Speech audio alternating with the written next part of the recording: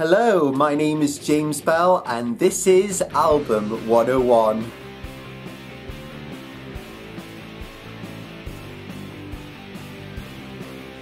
Well, welcome back to my studio everyone. Sorry it's been a bit longer than I originally anticipated. I think it's been about a month now since my last album review, so apologies, please do forgive me.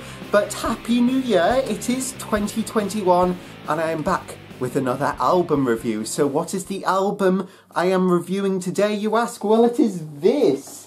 It is Level 42 and it's a World Machine. This is their 6th studio album and it's from 1985. Now I'm going to start by having a look at its cover. This is the front cover of the album. So we have a Level 42 in a yellow box. We have the 42 sort of sideways on.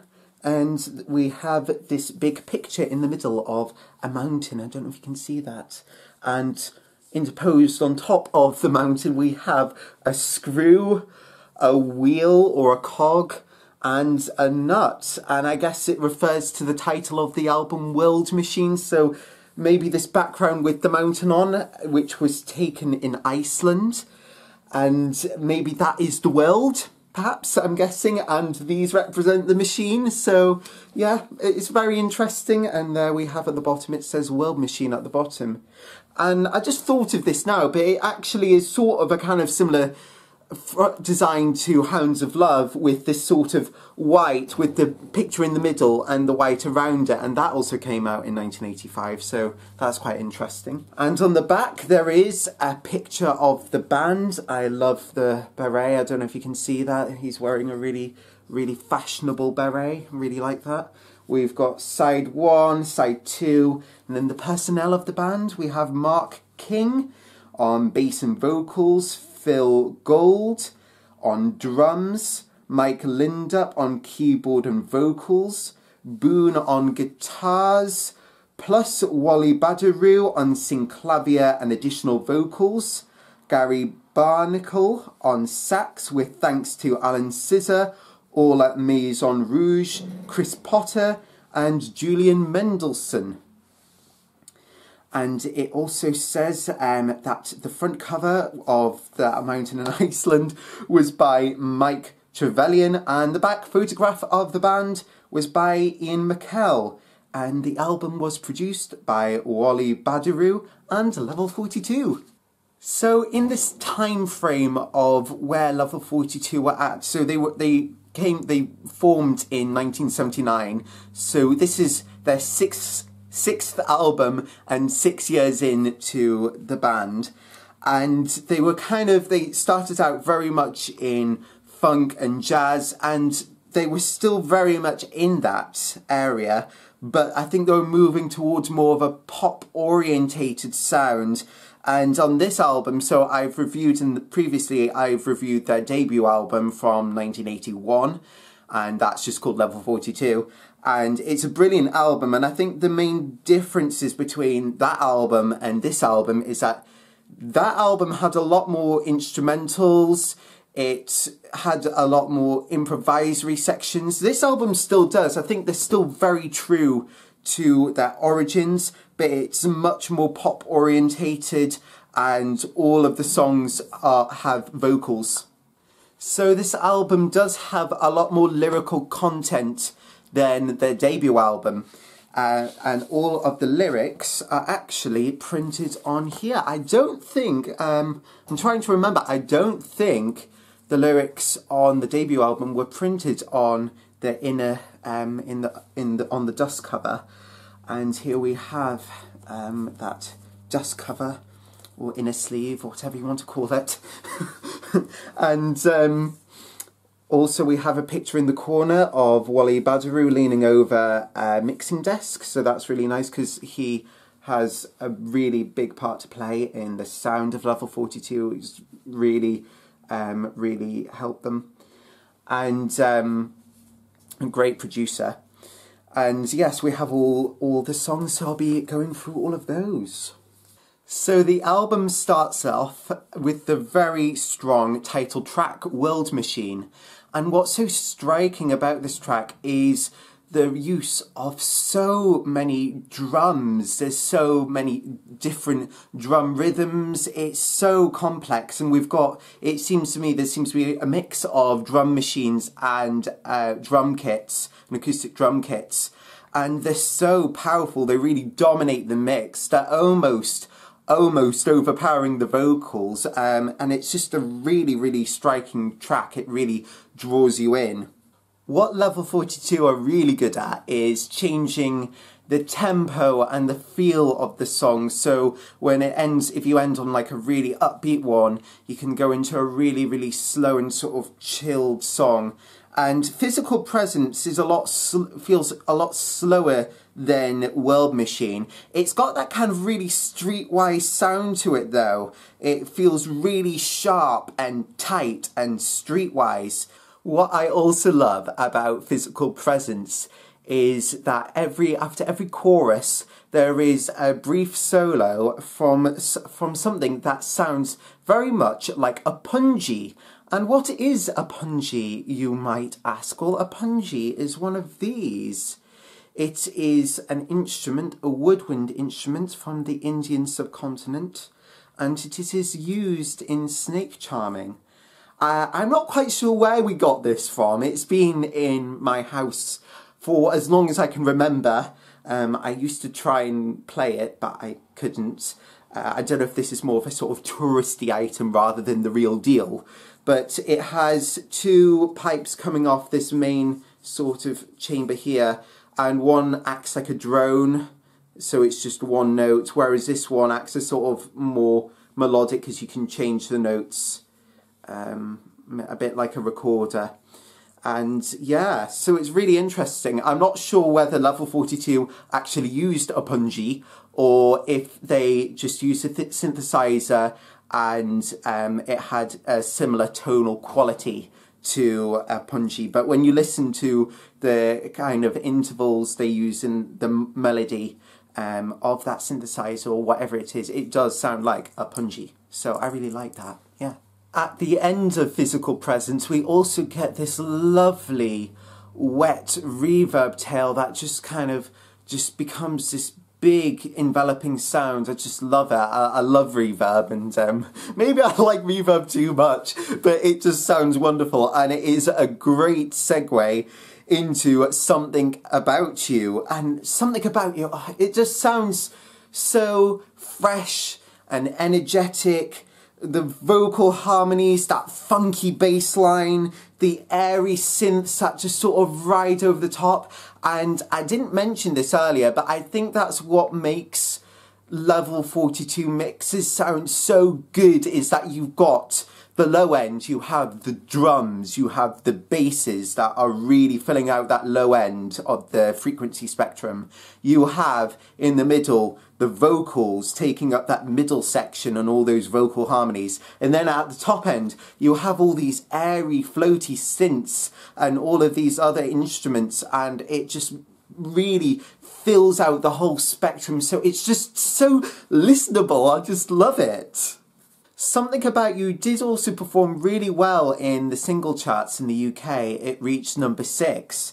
And it reminds me as well of when I was in sixth form, I did a play called Two by Jim Cartwright, which is about a landlord and a landlady running a pub. And there's two actors and they play all of the characters in the pub as well as the landlord and landlady. And I put together a playlist of songs to use throughout the play. And I used this song, Something About You, for the very end because if you know the play Two by Jim Cartwright, it is very tense at the end and it has quite an enigmatic ending, and it needed something just to break the tension at the end, so we used this song because it is such a great song that just kind of just relieves the atmosphere. And we finish side one of the album with Leaving Me Now. And like I said, Level 42 are really good with adapting tempos and using different moods, and this one is a lot slow, it's a lot more laid back, and again, not afraid to do that. And those type of songs, they kind of remind me of being in like a low lighted sort of jazz bar or something. They're just so smooth and they're just brilliant. This one actually reminds me of a song that's on their debut album, Why Are You Leaving? And yeah, they're very comparable. I love the twanging from the bass guitar, and it's got a lovely electronic piano that kind of, all the other instruments fade out and you can just hear this electronic piano or grand piano playing at the end, and it's just really nice. It just feels very classy. And again, you know, the lyrics are really good. It seems true love is so rare, seems all I've known is deceit. Your laughter fills the air. Once more I'm sensing defeat. And I suppose you're leaving me now. I was so sure, now I'm so full of doubt.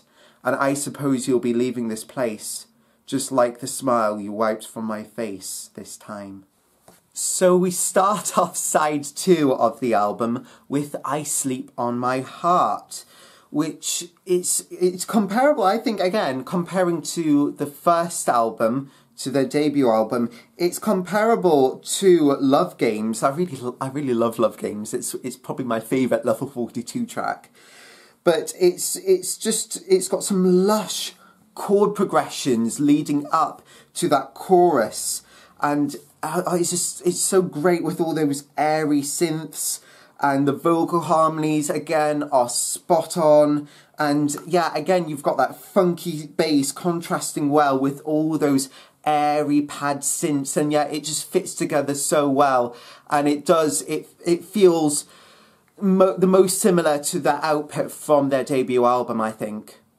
It's Not the Same for Us is a track that really focuses on the repeating riff that you get kind of stuck in your head. It's this sort of syncopated rhythm, dum da da da da da dum da da da da da, and you do get it stuck in your head. And again, it relates back to the jazz and funk origins, and it just really gets, it's such an earworm. We also have a bonus track, and admittedly it's not on this vinyl. It was only on CD and cassette, I think, originally, and it's called Dream Crazy, but I have listened to it even though it's not on this vinyl. And it's got, again, a sharp, tight sound. It's quite similar to Physical Presence on side A. And yeah, it's a good track, but yeah, it's a shame that it couldn't fit on the vinyl. Lyrically, I would have to say my favourite song on the album is Good Man in a Storm, and I'm going to read from the lyrics here. It just occurred to me, I must be blind. Why do I try so hard to keep my cool when I'm about to lose my mind? There was a vision flashing by of a summer's day where I spent with you, of a child who never learnt how to cry.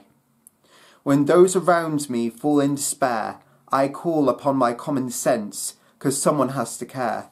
A sudden decision I can't explain, though I've often tried to change the rules, the game remains the same. For love I played the part so many times it fits me like a glove. But am I the victim in the bitter end? I know you need me to be strong, I just don't know how much longer I can pretend. You always need me to be a good man in a storm. Musically, there's quite a lot happening here too. We've got those synths that sound still so modern and fresh, you know.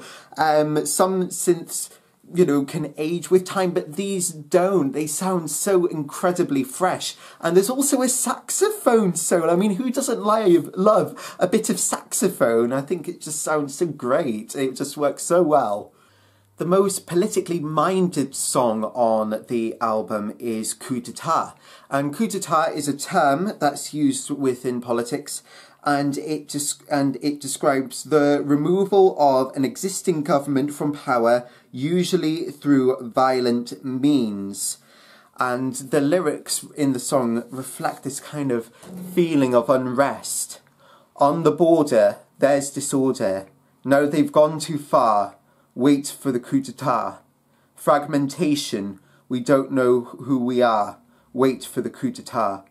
No choice, look what we've become. World peace at the point of a gun. The voice that calls everyone says fight for a place in the sun.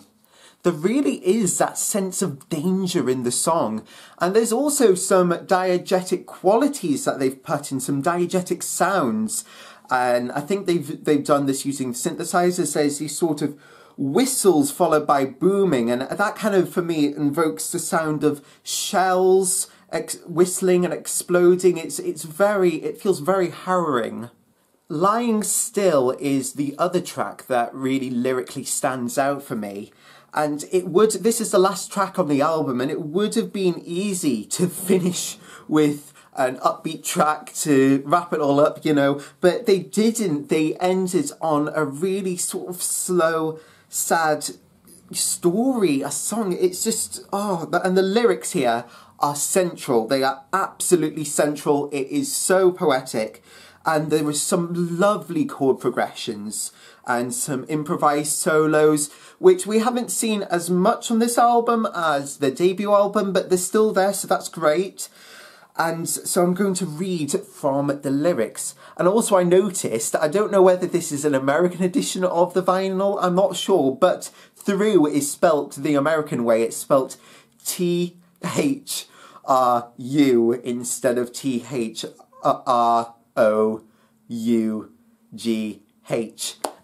Yeah, that's how we spell it in England. I probably spelt it wrong. Oh, I can't do it whilst I'm trying to think of what to say. But yes, they spelt it the American way on here, so that's quite interesting. Maybe they just did that because it was easier for packaging and whatever, just to spell it the American way, because this was going to an American audience also.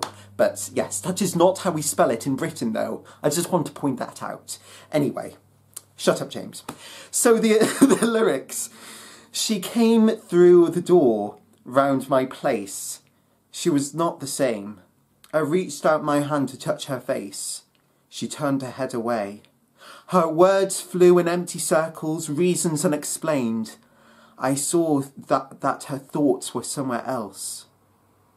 Lying still in your arms, and the tears came down. She cried her pain, and like rain that draws a cloud across the sun, the tears flow on. She cried the pain she felt inside. As night touched the sky with a moon glow, she opened up her heart. The tides of emotion ebb and flow, washing us apart. We talked through the night in whispers as the silent city lay. The reason she gave cut deep in heart. The dawn broke angry grey. So in conclusion, this album from Level 42, World Machine, was a real turning point for them. It's a very significant album because it brought them to international attention. It was a really, really good, strong album, and it was that turning point, that shift where they made that turning point from their funk and jazz origins to a more of a pop-orientated sound that most people are familiar with Level 42. But I really do like this album because whilst they did, you know, change the sound and develops, every band's sound changes and develops as they go along. Every artist, you know, we don't all stay the same. It changes and shifts through time, and Level 42 are no different. And it is just such a great album, and it is still, they still sound like Level 42. They still are true to themselves and to their sound, and it is still very much them, and I don't think any other band could replicate the sound that they created on this record. So that was my review for Level 42's album World Machine. Please let me know what you think in the comments below. Is this your favourite Level 42 album, or do you have another preference?